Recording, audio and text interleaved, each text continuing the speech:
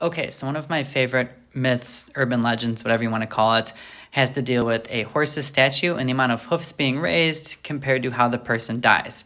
The legend says that if the front two hoofs are raised, the person dies in battle. If one hoof is raised, that means the person dies from wounds from a battle after the fact. And if the horse is stationary on the ground, like so, the person dies peacefully, unrelated to battle. This is an example of Ulysses S. Grant. All the hoofs are down, which is true. Ulysses S. Grant will die after the Civil War. I did use Ulysses S. Grant for this first picture because he is a famous equestrian. During his time at West Point, he had a number of equestrian records. Also, he's got a horse, Cincinnati, which is very famous. Also, Ulysses S. Grant will die of throat cancer. His family always seems to struggle with finances, and a week before he passed away, he managed to get his memoirs. So this one would be correct. The myth has been debunked by a handful, which I'll show you, but Ulysses S. Grant, this one is correct. Here's another correct statue with all four hooves on the ground. This statue is of General Winfield Scott, old Fuss and Feathers, who might be one of the best generals you've never heard about.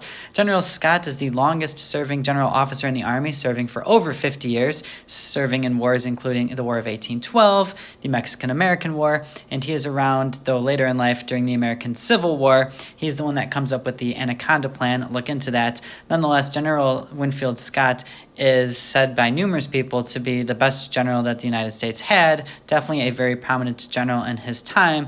He will pass away at West Point a couple weeks shy of his 80th birthday, so in this case, the statue is correct. Okay, so just to debunk this myth, if you were to look at this statue of Andrew Jackson, this would imply that Jackson had died in battle, which is untrue.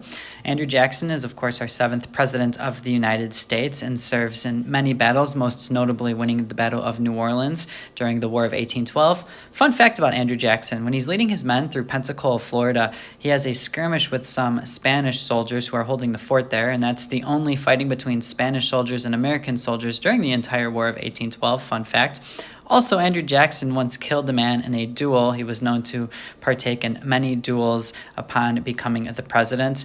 Again, Andrew Jackson does not pass away in battle, so debunking this myth, this is incorrect.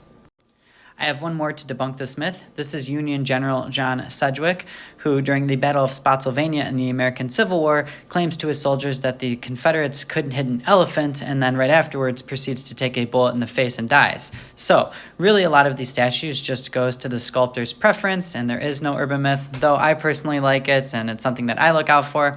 But just keep this in mind. Anyways, hopefully you learned something. Per always, love you all.